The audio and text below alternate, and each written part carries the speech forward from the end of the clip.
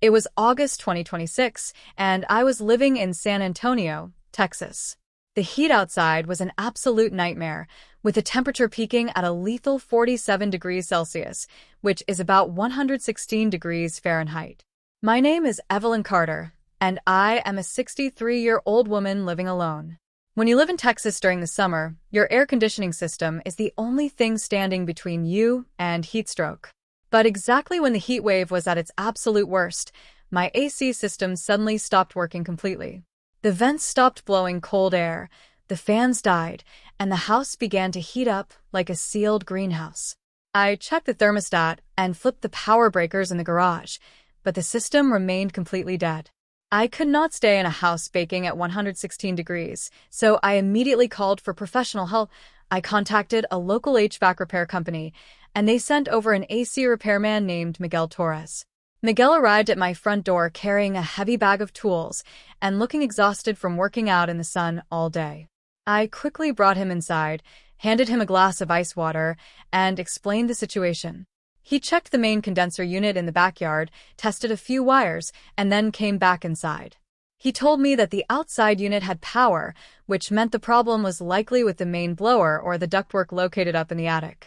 I showed him the pull-down wooden stairs in the hallway ceiling. I stayed downstairs to avoid the suffocating heat while Miguel climbed up into the dark attic to inspect the machinery. About 15 minutes passed. I was sitting in the kitchen, wiping sweat from my forehead, expecting Miguel to come back down and give me an estimate for a broken fan motor. Instead, my cell phone vibrated on the table. It was a text message from Miguel. I opened it, assuming he was sending me a picture of a broken pipe. What I read made my blood run instantly cold. His text message said, "Ma'am, there is a door up here locked with chains. And my gas meter is going off." I stared at the screen, completely confused. A locked door? A gas meter? I have lived in this house for years, and I did not even know there was an enclosed room in my attic. I quickly walked out of the kitchen and stood in the hallway under the open attic stairs. I called out his name, but he didn't shout back. Knowing something was terribly wrong, I decided to go up there myself. I grabbed the wooden handrails and climbed up into the attic. The heat up there was instantly overwhelming, easily over 120 degrees. The air was thick with dust, making it hard to breathe. I turned on my phone's flashlight to see through the gloom. Miguel was standing all the way at the back edge of the attic, far away from the AC unit. He was pointing his heavy-duty flashlight at a section of the wall that had been completely walled off with drywall. I carefully stepped across the wooden floor joists to reach him. When I got close enough, I saw exactly what he had texted me about. Built directly into the framing of the attic was a solid, heavy-duty steel door. It looked completely out of place in a normal residential home. But what terrified me was how it was secured shut. Across the frame of the door, someone had installed 6 heavy industrial padlocks. Thick metal chains were wrapped tightly around the handles and secured to heavy bolts drilled into the wall studs. Then I looked up. Above the door, the main gas pipes for the house had been cut, heavily modified, and rerouted to run directly through the wall into whatever space was behind that steel door. Miguel was holding a small yellow electronic device in his hand. It was his professional gas detector, and it was flashing red and beeping rapidly. Miguel looked me dead in the eyes, his face pale and sweating heavily. He pointed at the door and said, "Somebody is trying to kill someone in this house." I froze. My mind could not process his words. I lived here alone. My husband was gone, and no one else had access to my home. Who could have built this room? Who could possibly be inside it? Before I could ask Miguel any questions, we both stopped moving. Miguel raised his hand, signaling for me to stay completely quiet. We stood there in the stifling heat, listening closely. Coming from the other side of that locked steel door, beneath the beeping of the gas meter, we heard a noise. It was the sound of weak, shallow breathing. A second later, we heard a soft, desperate scratching sound coming from the inside of the metal door, like someone trying to claw their way out. Panic took over my entire body.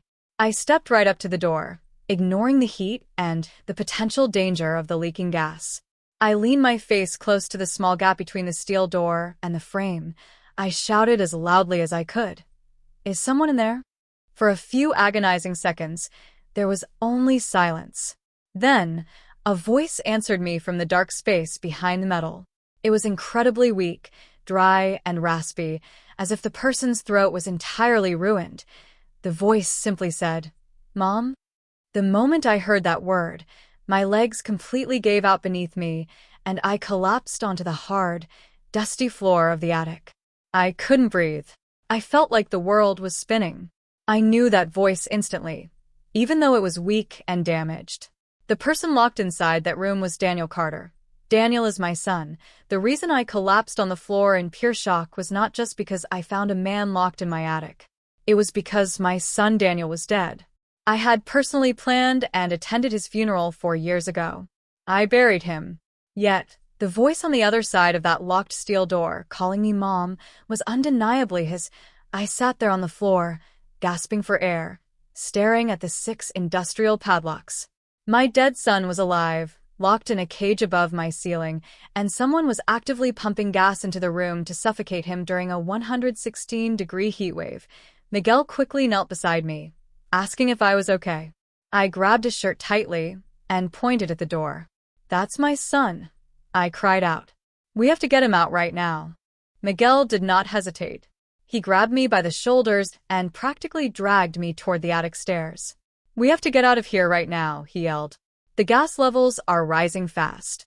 If we stay up here, we're going to pass out, and a single spark could blow this entire house to pieces." I didn't want to leave my son behind that steel door, but my lungs were already burning from the heat and the fumes. Miguel pushed me down the wooden ladder and quickly climbed down after me. As soon as his boots hit the hallway floor, he grabbed a cell phone and dialed 911. He put it on speakerphone so I could hear. When the dispatcher answered, Miguel spoke fast and clear. He told them we had a severe gas leak, a locked steel door in a residential attic, and someone trapped inside. The dispatcher ordered us to evacuate the house immediately and wait on the front lawn. The heat outside was still a brutal 47 degrees Celsius, but I didn't even feel it. I stood on the dead grass of my front yard, shaking uncontrollably, staring at the roof of my house. My mind was completely broken. Daniel was dead. I had attended his funeral 4 years ago. I remembered the heavy casket.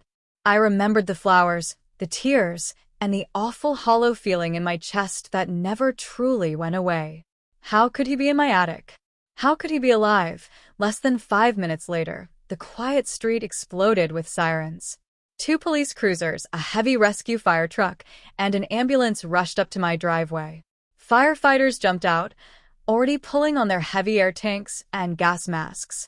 Miguel ran up to the fire captain and quickly explained the situation, pointing out the exact location of the rerouted gas line and the heavily chained door.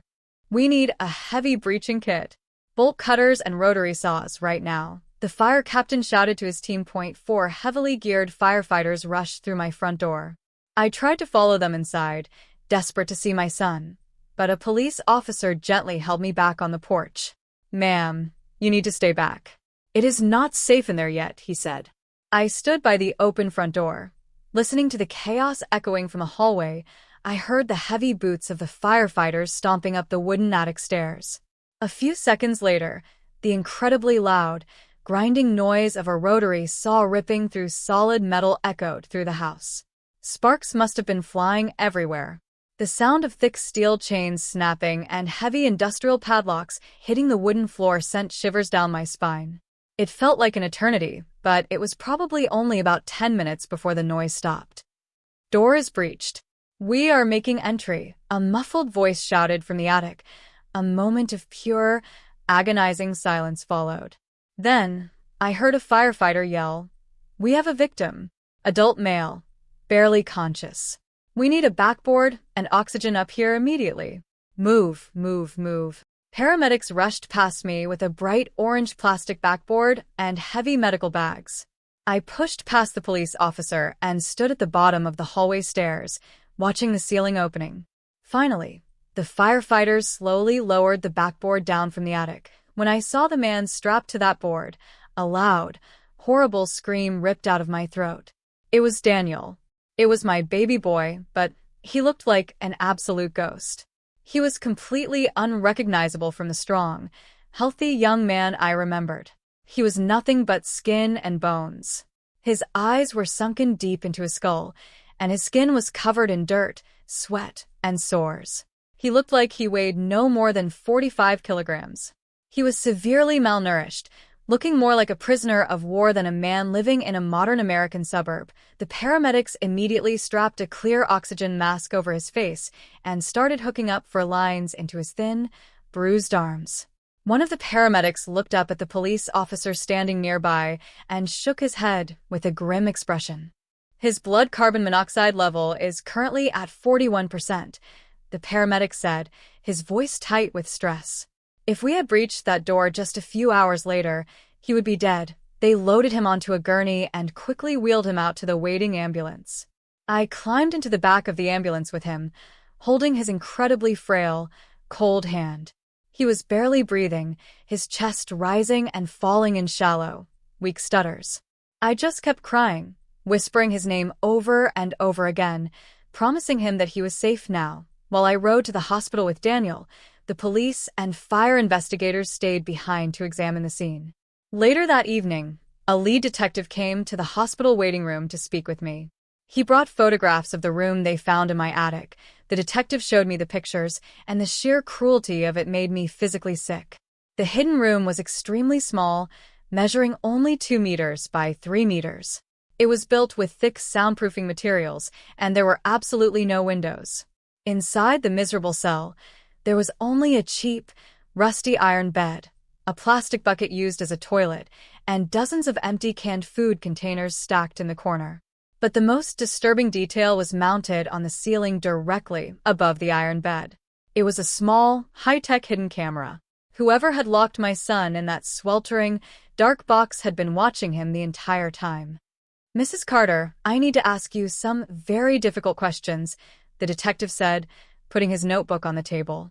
"You told the initial responding officers that your son died 4 years ago. Can you explain that?"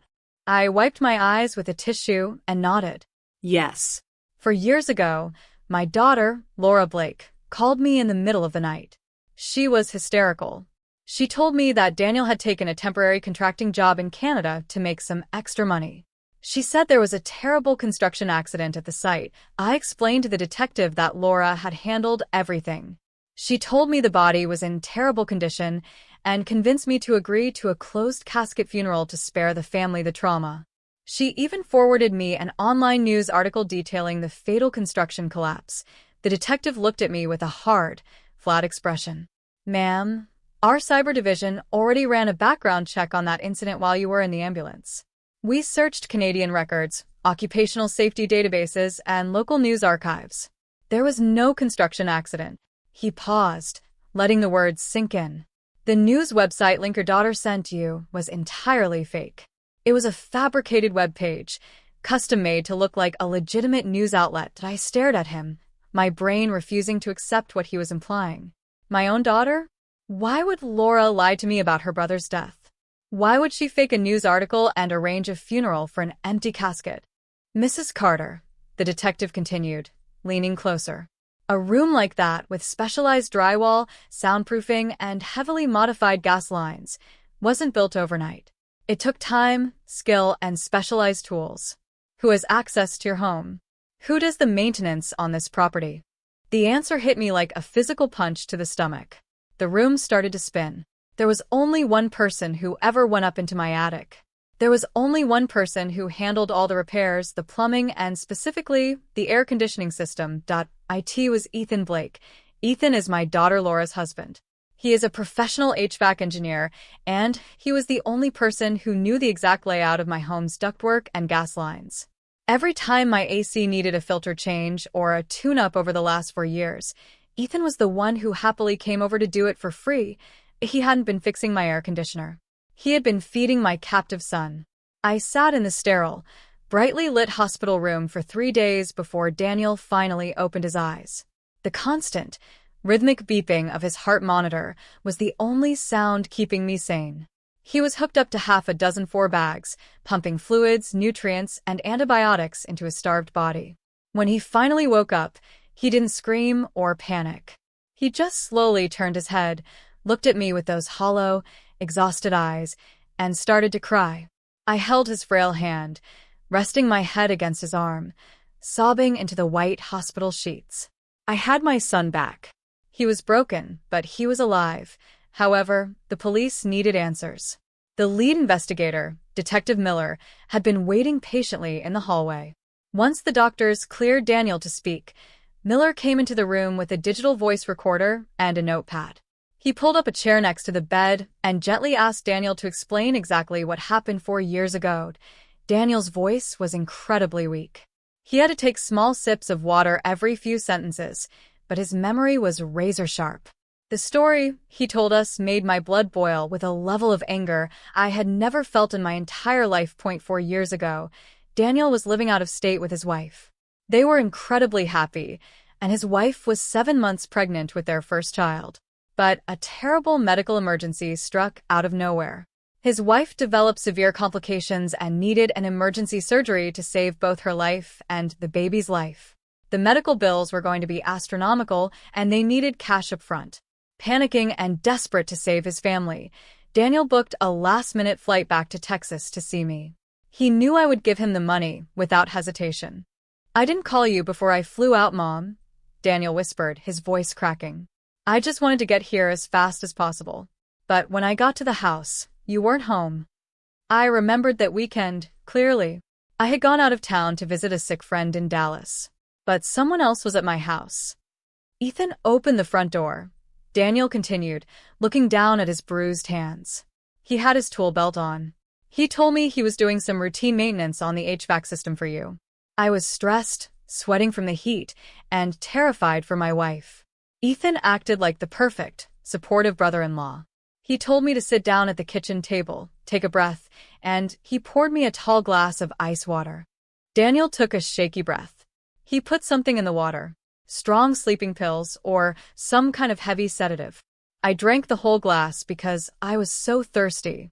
About 10 minutes later, my vision started to blur. I couldn't keep my head up. The last thing I remember before blacking out was Ethan standing over me, just staring at me with this blank, dead expression. When Daniel finally woke up, he was no longer in my bright, open kitchen. He was lying on a rusty iron bed in pitch-black darkness. He was inside the 2-meter by 3-meter soundproof box built into my attic. He panicked, screaming and banging his fists against the heavy steel door, but the soundproofing absorbed everything. Eventually, the door unlocked, and Ethan stepped inside holding a flashlight and a cheap plastic bucket. Daniel looked at the detective, tears streaming down his face. I begged him to let me go. I told him my wife was in the hospital, that she needed me. Ethan just smiled this sick, twisted smile. According to Daniel, Ethan looked down at him and delivered a sentence that would haunt him for the next 4 years. Ethan said, "You are not dead, but to the outside world, you are." I had to leave the room for a moment to vomit in the hallway bathroom. The sheer, calculated evil of it was too much to process. Ethan, the man who ate Thanksgiving dinner at my table, the man who smiled in our family photos, had deliberately kidnapped my son and locked him in a cage just a few feet above my head. And he had done it while Daniel's wife was fighting for her life. But when I came back into the room, Daniel was trembling. He looked at me, his eyes wide with a new kind of terror. "Mom, there is something else," he rasped. "Something worse." I didn't think anything could be worse than what I had already heard, but I walked over and gripped his hand. "What is it, Danny? Tell me." Daniel looked at Detective Miller, then back at me. During the second year, he kept me up there. Ethan liked to come in and mentally torture me. He wanted to break my spirit, so I would stop fighting. One night, he started bragging about how smart he was. How no one would ever catch him, because he was a master of his craft. Daniel swallowed hard. "Mom, he told me about Dad." My heart completely stopped. My husband, Harold Carter, had passed away in 2021. It was a sudden, tragic loss. One morning, I woke up, and Harold simply didn't. The paramedics and the county coroner told me it was a massive stroke in his sleep. He was an older man, and these things sadly happen. I had mourned him, buried him, and tried my best to move on with my life. Ethan told me Dad didn't have a stroke. Daniel said, his voice dropping to a horrified whisper. Ethan told me he needed to test the carbon monoxide rerouting system before he used it on me. He said he needed a guinea pig to see if he could pump toxic gas into a closed room without leaving any obvious evidence behind. He bragged to me that he tested the deadly gas system on Dad while he was sleeping. The room went dead silent. Detective Miller stopped writing. I felt like the floor had vanished beneath my feet. My husband didn't die of natural causes. He was murdered in his own bed by our son-in-law. Miller immediately stood up, his face flushed with professional fury. He didn't waste a single second. He walked straight out into the hallway and got on his radio. He ordered a judge to issue an emergency exhumation order for Harold Carter's grave. They needed to pull my dead husband out of the ground and perform a brand new, highly specialized autopsy. The waiting period for the exhumation and the medical examiner's report was pure psychological torture. I sat by Daniel's bed for another week, my mind constantly flashing back to the morning I found Harold cold in our bed. I remembered Ethan at the funeral, wearing a black suit, putting his arm around my shoulder, and telling me everything was going to be okay. He had killed my husband, and he stood right next to me while we lowered him into the earth. 10 days later, Detective Miller returned to the hospital with a thick manila folder. His expression was grim, but his eyes were sharp with purpose. He sat down and opened the file. We got the new autopsy results back from the state lab, Miller said, looking directly at me. Your son is telling the exact truth. The medical examiner found significant chemical markers in Harold's bone marrow and preserved tissue. He placed a piece of paper on the table. Harold Carter did not die of a stroke. The official cause of death has been officially changed to severe carbon monoxide poisoning. Ethan hadn't just kidnapped my son. He was a cold-blooded murderer who had practiced his killing methods on my husband. And as the police began digging deeper into Ethan's life to figure out why he committed these horrific crimes, they uncovered a financial motive so massive and so dark that it threatened to destroy whatever was left of my family. The revelation that Ethan had murdered my husband was completely devastating, but Detective Miller was not finished. He needed to understand exactly why a seemingly normal HVAC engineer would go to such extreme, psychotic lengths to systematically destroy our family. To find the answer, the police started digging deep into Ethan's private life, specifically his bank accounts, tax returns, and hidden financial records. What they found was a massive, terrifying motive that revolved entirely around cold, hard cash. A few days after the new autopsy results came back, Detective Miller sat me down in a private room at the police station. He placed a stack of financial documents on the metal table. He explained that Ethan had a secret life that none of us knew about. For years, Ethan had a severe gambling addiction and had made terrible underground investments. He was entirely broke, but worse than that, he was in massive danger.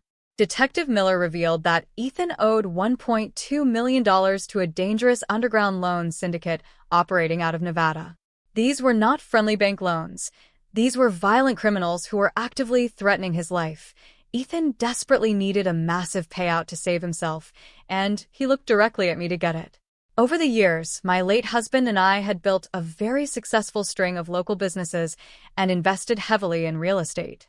Detective Miller looked at my financial profiles and confirmed that my total personal net worth, including properties, life insurance, and liquid assets, was approximately $15 million. The detective laid out Ethan's incredibly dark and calculated plan.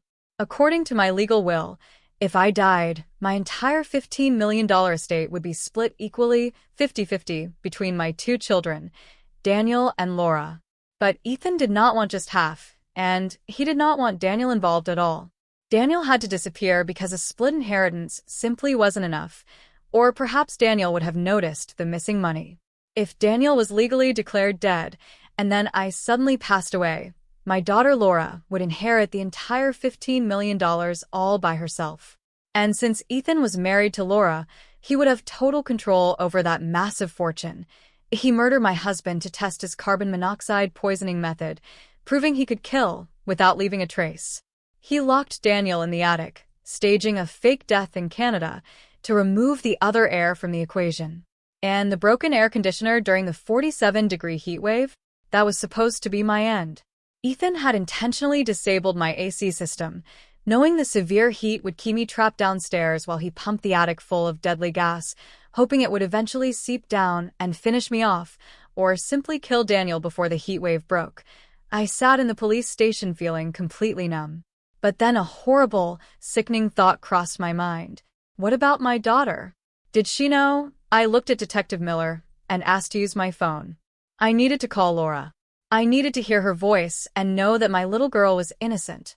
The detective agreed, but he connected my phone to their recording equipment. I dialed Laura's number, my hands shaking violently. It rang 3 times before she picked up. "Laura?" I asked, my voice cracking. "Are you okay? Where is Ethan?" There was a long, heavy silence on the other end of the line. When Laura finally spoke, she didn't sound confused or worried about me. She sounded completely panicked, but not for the right reasons. Her voice trembled as she whispered into the phone, "Mom, please don't open that door." My heart shattered into a million pieces. She knew. My own daughter knew that her brother was locked in a metal cage in my attic.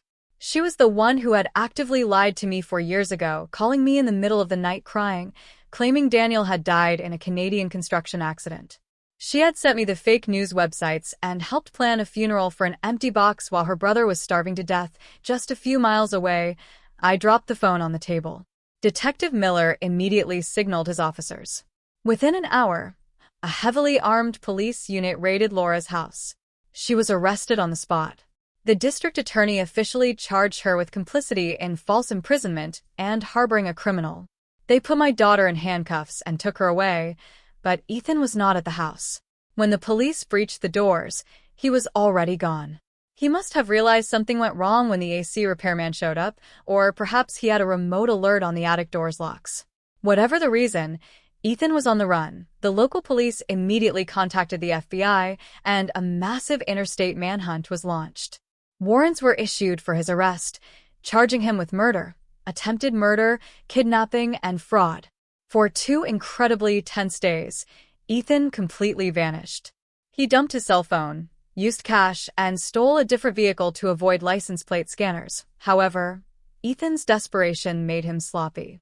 The FBI tracked a suspicious cash withdrawal near the southern border. They realized he was making a run for it, desperately trying to cross international lines to escape prosecution. Heavy alerts were sent to all Border Patrol agents. Late on a Thursday night, Ethan was finally spotted. He was trying to slip through the Laredo border crossing into Mexico. Federal agents swarmed his stolen vehicle, pulled him out through the driver's side window, and slammed him onto the concrete. He was officially in custody. When the FBI searched the vehicle Ethan was driving, they found his personal laptop in a black backpack on the passenger seat. The cyber division cracked his passwords and opened the hard drive. What they found inside the computer was so deeply disturbing that even the hardened federal agents were visibly disgusted.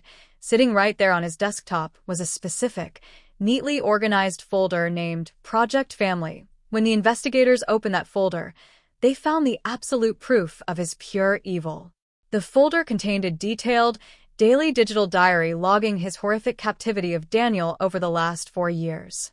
It also contained hundreds of hours of video files, all recorded from the hidden camera mounted inside the dark attic room. We could see everything Daniel had suffered through. But the most damning evidence of all was the spreadsheets. Ethan had created complex, mathematical spreadsheets calculating the exact time it would take for a human being to die from carbon monoxide poisoning in a closed space. Next to those spreadsheets, stored in the exact same folder, were the gruesome, secret photos Ethan had taken of my husband Harold's dead body on the morning he murdered him. Ethan had documented every single piece of his horrific crimes. He wasn't just doing it for the Nevada syndicate money anymore.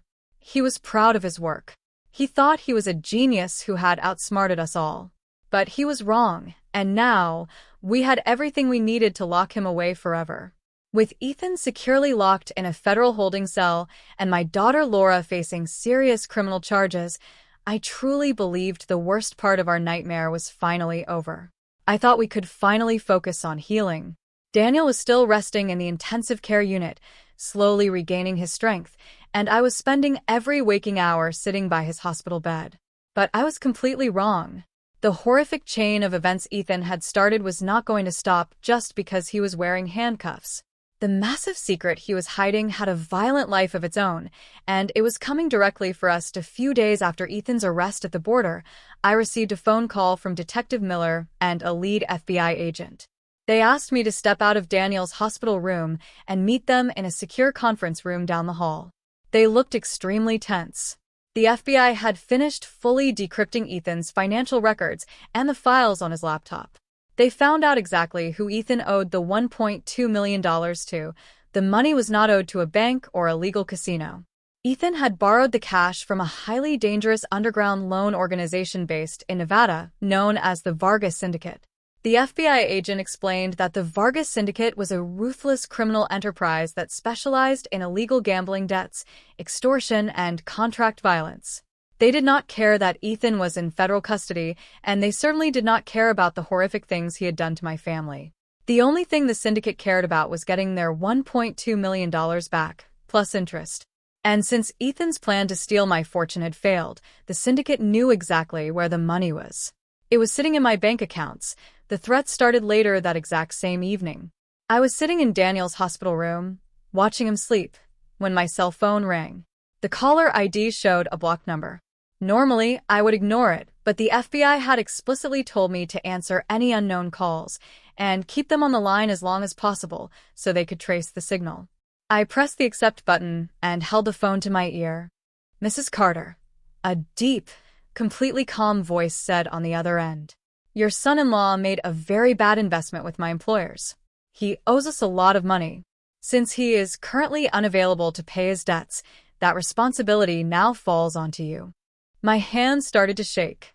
"I don't owe you anything," I replied, trying to keep my voice steady. "Ethan is a monster. He is going to prison for the rest of his life. You need to leave us alone." The man on the phone let out a cold, dry laugh. "We know all about your $15 million estate, Evelyn. We know you have the cash. We also know exactly what room your severely weakened son is sleeping in right now.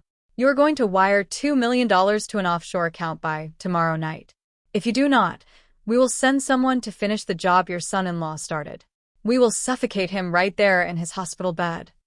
The line went dead. I dropped the phone onto the floor, completely paralyzed by fear. The Vargas Syndicate was actively threatening me and my son. I immediately ran out into the hallway and grabbed the police officer stationed outside our door. Within minutes, Detective Miller and the FBI agents were back on the floor. I told them everything the man on the phone had said.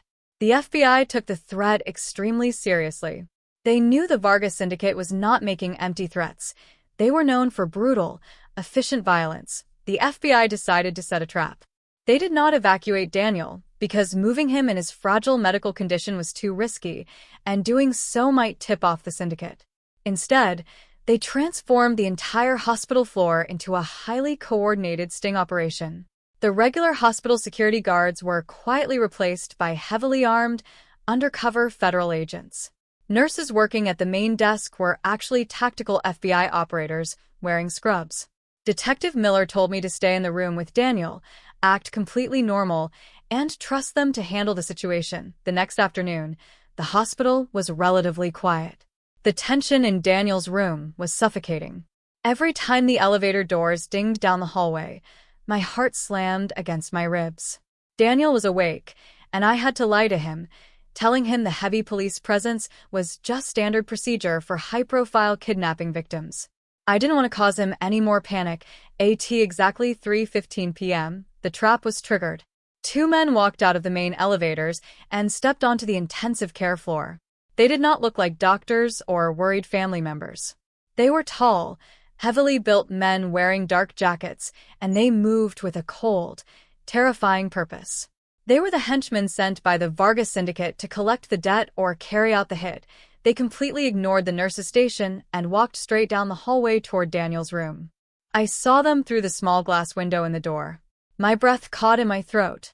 I stood up and moved between the door and Daniel's bed, ready to fight them myself if I had to. The two men reached our door. One of them reached inside his dark jacket, clearly resting his hand on the grip of a concealed firearm. He grabbed the door handle and pushed it open, He took exactly one step into the room. He looked at me with dead, empty eyes and opened his mouth to speak, but he never got the chance. FBI. Freeze. Keep your hands away from your pockets.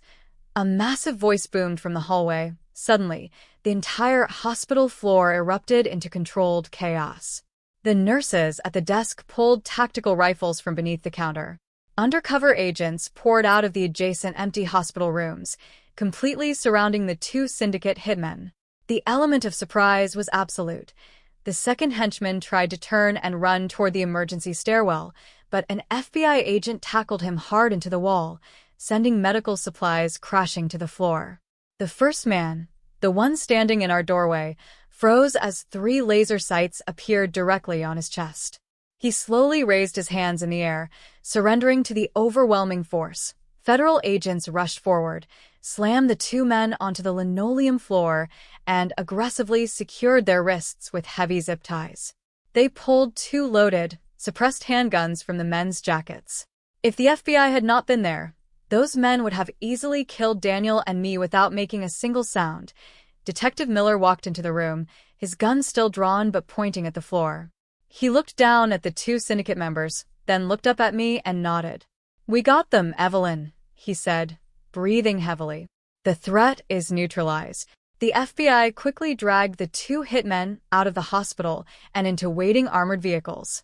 By capturing these 2 key enforcers and seizing their communication devices, the federal government gained enough direct evidence to launch a massive RICO investigation against the entire Vargas syndicate in Nevada. The underground loan sharks who had terrorized Ethan and tried to extort my family were completely dismantled within the month. I sat back down in the chair next to Daniel's bed. He was wide awake, staring at the door in shock, slowly processing how close we had just come to dying. I grabbed his hand, squeezing it as tightly as I could. The syndicate was gone. The hitmen were in federal custody. Ethan was locked away and Laura was behind bars. For the first time in 4 agonizing years, the monsters were finally defeated. We were actually truly safe. Now we just had to face the courtroom. It took 18 grueling months for the legal system to finally bring Ethan to trial. The sheer scale of his crimes, combined with the interstate manhunt and the involvement of the Vargas syndicate, made the pretrial phase incredibly long and complicated. By the time the trial date finally arrived, the story of the attic prisoner had become a massive national news sensation. News vans from all over the country were parked outside the Behar County Courthouse every single day. Walking up those concrete steps with cameras flashing and reporters shouting questions was completely overwhelming, but I held my head high. I was not going to let Ethan intimidate me ever again. Inside the courtroom, the atmosphere was incredibly heavy and tense. The air conditioning in the building was blasting cold air, a sharp contrast to the 47-degree heat wave where this nightmare had all started. Ethan was sitting at the defense table wearing a crisp, tailored gray suit provided by his public defender. He did not look like a man facing the rest of his life in prison. He looked arrogant. He sat up straight, occasionally whispering to his lawyer, completely avoiding making any eye contact with me or anyone else in the gallery. The district attorney wasted absolutely no time. In his opening statement, he laid out the exact timeline of Ethan's horrific master plan. He officially charged Ethan with the first-degree murder of my husband Harold, the attempted murder of me, the aggravated kidnapping of my son Daniel, and massive financial fraud. The prosecutor pointed directly at Ethan, calling him a cold, calculated monster who treated human lives like simple math equations. To prove this point, the prosecution brought the physical evidence right into the courtroom. 2 bailiffs wheeled in the actual heavy steel door that Miguel the AC repairman and the firefighters had found in my attic. The 6 heavy industrial padlocks were still hanging from the metal chains. Then they brought out the modified gas pipes and the carbon monoxide meter. Seeing that metal door sitting right there in front of the judge made my stomach turn, but the most damning evidence was the digital trail. The prosecution displayed the contents of Ethan's laptop on a large projector screen for the jury to see. They opened the folder named Project Family, showing the detailed spreadsheets Ethan had used to calculate the lethal doses of carbon monoxide. The courtroom fell completely silent when the prosecutor played short clips of the video footage recorded from the hidden camera inside the attic room. The jury had to watch my son, a grown man, slowly wasting away in a pitch-black box, begging for water. I saw 3 jurors physically crying. Ethan simply watched the screen with a completely blank expression. On the 4th day of the trial, it was time for the primary witness to speak. Daniel took the stand to testify. He walked slowly to the witness box. Even after 18 months of intense physical therapy and medical treatments, he still looked thin and frail, relying on a cane to walk. But his voice, though quiet, was incredibly clear and steady. The entire courtroom hung on his every word. Daniel looked directly at the jury and recounted the agonizing 4 years he spent locked in that 2-meter by 3-meter box. He explained how he had originally flown home to get emergency money for his pregnant wife, only to be drugged by Ethan in my kitchen. He detailed the extreme temperatures, the starvation, and the profound psychological torture of knowing he was just feet away from his family, yet completely dead to the outside world. He testified about the night Ethan came into the cell and bragged about using Harold, my late husband, as a guinea pig to test the carbon monoxide system. When Daniel finished his testimony, there was not a single dry eye in the gallery. The defense attorney barely even tried to cross-examine him. Doing so would have only made the jury hate Ethan more. The next day, it was my turn. I took the witness stand, swearing on the Bible to tell the whole truth. I did not look at the jury. I looked directly at Ethan. I wanted him to see exactly what he had failed to destroy. I testified about the day my AC broke, the unbearable heat wave, and the moment Miguel found the locked door. I spoke about the fake news articles Laura had sent me regarding Daniel's staged construction accident and the funeral I had planned for an empty casket. Finally, I testified about the absolute horror of learning that my husband Harold had not died of a stroke, but had been suffocated in his sleep by the man sitting across the room.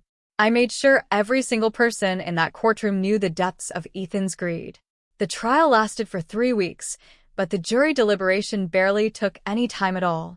It took them less than 4 hours to review the mountain of evidence and come to a unanimous decision. When the jury foreperson stood up to read the verdict, the tension in the room snapped. Guilty on all charges.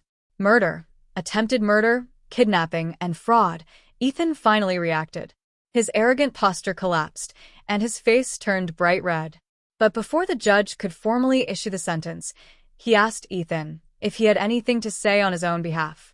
The courtroom went dead silent, waiting to see if this monster would finally show any remorse, any guilt, or offer any kind of apology to the family he had destroyed. Ethan stood up. He adjusted his tie, looked past the judge, past the jury, and locked his eyes directly onto mine. His expression was completely cold and filled with pure, unadulterated hatred. He leaned into the microphone and delivered his final statement. He did not apologize. Instead, he simply said, "I only regret that I didn't kill you." A collective gasp echoed through the courtroom. People in the gallery started yelling. The judge furiously slammed his gavel down, demanding absolute order. The judge's face was purple with rage. He looked down at Ethan with complete disgust. "Mr. Blake, you are the most abhorrent, remorseless individual I have ever had the displeasure of seeing in my courtroom," the judge stated, his voice booming over the microphone. "You destroyed a family for money, and you have shown zero humanity throughout this entire process. I am going to make sure you never see the outside of a concrete box for as long as you live." The judge then delivered the absolute maximum penalty allowed by the law. For the kidnapping and fraud, Ethan received maximum consecutive sentences. For the murder of Harold Carter and the attempted murder of myself, the sentence was absolute. The judge sentenced Ethan to life in prison without the possibility of parole, plus an additional 40 years. Ethan was immediately handcuffed by 3 heavy-set bailiffs. He didn't say another word as they aggressively grabbed his arms and dragged him out the side door of the courtroom to begin his permanent sentence. The trial was over. The man who had haunted my house and murdered my husband was finally locked in a cage of his own, and he was never, ever getting out. It has been exactly 3 years since the judge slammed his heavy wooden gavel and sent Ethan away to a maximum security prison for the rest of his natural life. The massive media circus that surrounded the Behar County Courthouse eventually packed up their camera equipment and moved on to the next big tragedy. The news cycles forgot about us, but for my family, the nightmare did not just magically end when the trial concluded. We had to figure out how to pick up the shattered pieces of our lives and somehow move forward. Daniel's road to recovery was not something that happened overnight. It was an incredibly grueling, agonizingly slow process. When the firefighters first pulled him out of that pitch-black room in my attic, he was severely malnourished, weighing a terrifying 45 kilograms. His body had started consuming its own muscle tissue just to keep his organs functioning. For the first 6 months after the rescue, he had to live in a specialized physical rehabilitation facility. He had to completely relearn how to walk. His leg muscles had heavily atrophied from spending 4 years confined to a small, rusty iron bed inside a 2-meter by 3-meter box. Beyond the starvation, the physical damage to his lungs and brain from the toxic gas was a massive hurdle. The paramedics had recorded his blood carbon monoxide level at a lethal 41% on the day we found him.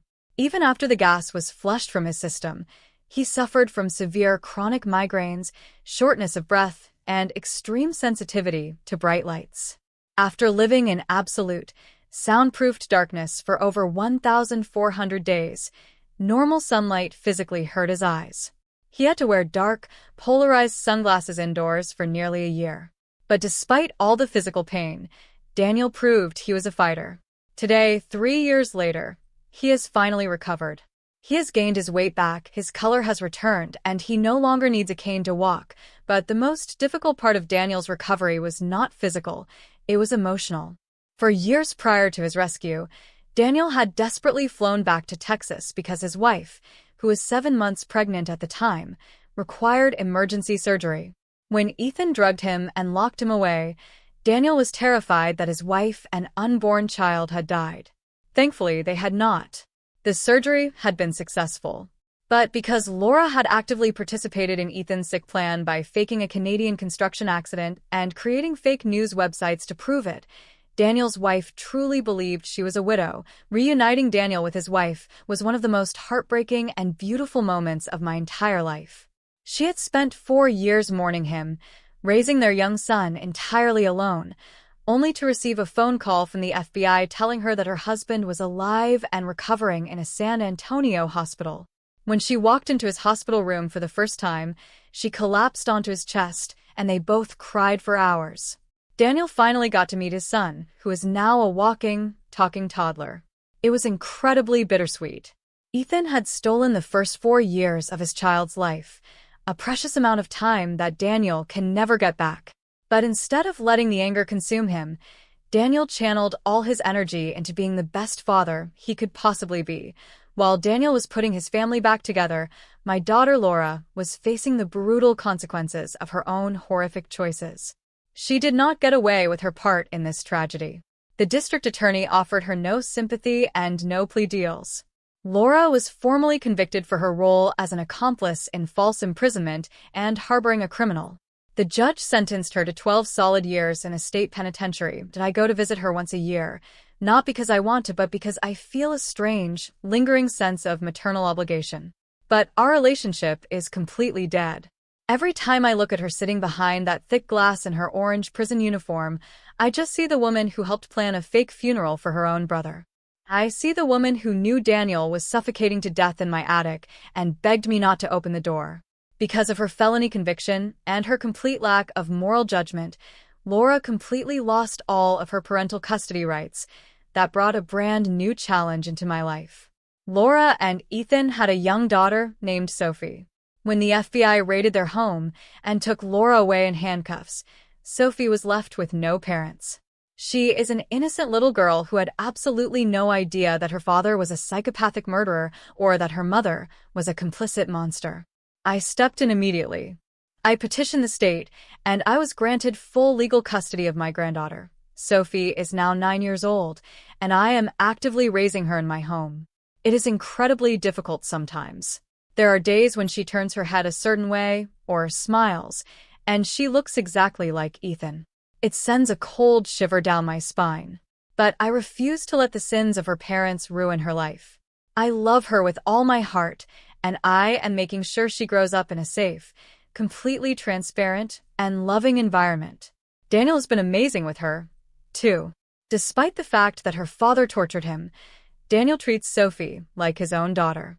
He comes over every Sunday for family dinners, and they play board games in the living room.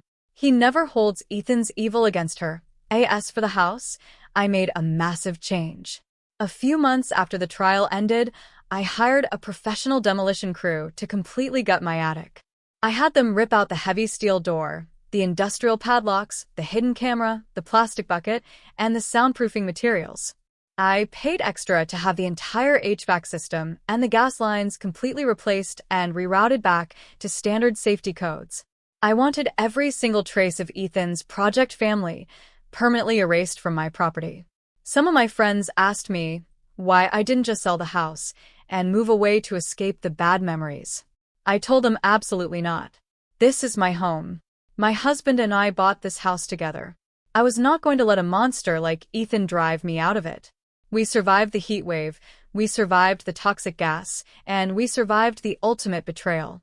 We are still here, and we are finally healing.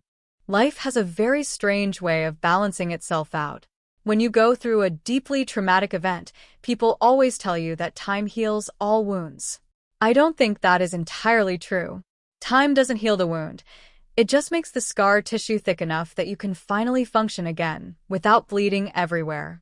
It has been over 4 years since the horrifying 47-degree heat wave where my air conditioning broke down, leading an exhausted repairman named Miguel to find my supposedly dead son locked behind a chained steel door in my attic. Everything that happened afterward, the trial, the Vargas Syndicate hitmen, Ethan's life sentence, and Laura's imprisonment, feels like a dark movie I was forced to watch. But today, the reality I live in is finally peaceful. Before I close the book on this absolute nightmare, I want to mention Miguel Torres. Miguel was just an everyday HVAC technician doing his job in the brutal Texas heat, but his sharp instincts and bravery saved 2 lives that day. If he had just ignored his gas meter or assumed the locked door wasn't his problem, Daniel and I would both be dead. To show my absolute gratitude, I used a portion of my estate to fully pay off Miguel's mortgage and set up fully funded college trust accounts for his 3 children. He tried to refuse the money, saying he just did what anyone else would do, but I wouldn't take no for an answer. We still get coffee together every couple of months. He is a good man, a stark reminder that while there are monsters hiding in plain sight, there are also quiet heroes walking among us every single day. As for my massive $15 million estate, the very thing that caused Ethan to murder my husband and torture my son, I have restructured everything. I placed the majority of the assets into an ironclad, irrevocable trust. Daniel is the primary executor, and my granddaughter Sophie is the sole secondary beneficiary when she comes of age. Laura will never see a single penny of that money, even if she somehow manages to get out of prison early. The financial motive that tore our family to shreds has been completely locked down and protected by the best lawyers in the state of Texas. Ethan killed for that money, and he ultimately died a legal death trying to steal it, achieving absolutely nothing but his own destruction. It is a cool, crisp November morning today. The oppressive, suffocating summer heat that always reminds me of that terrible August day is completely gone, replaced by a gentle breeze and clear blue skies.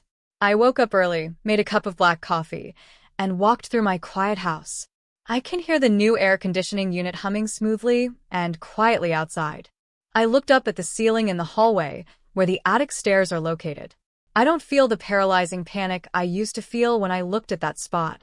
The attic is just an empty space now, completely gutted and stripped of its horrors.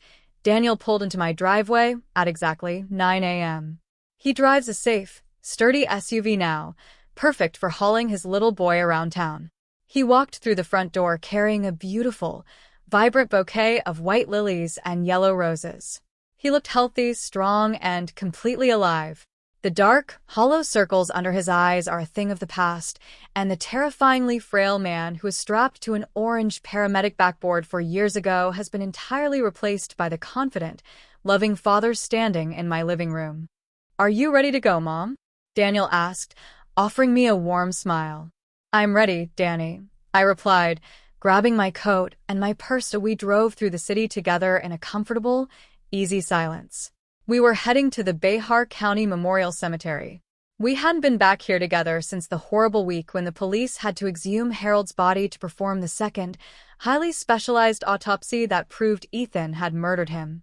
After the medical examiner finished his work and officially changed the cause of death from a natural stroke to severe carbon monoxide poisoning, we had Harold reburied in his original plot.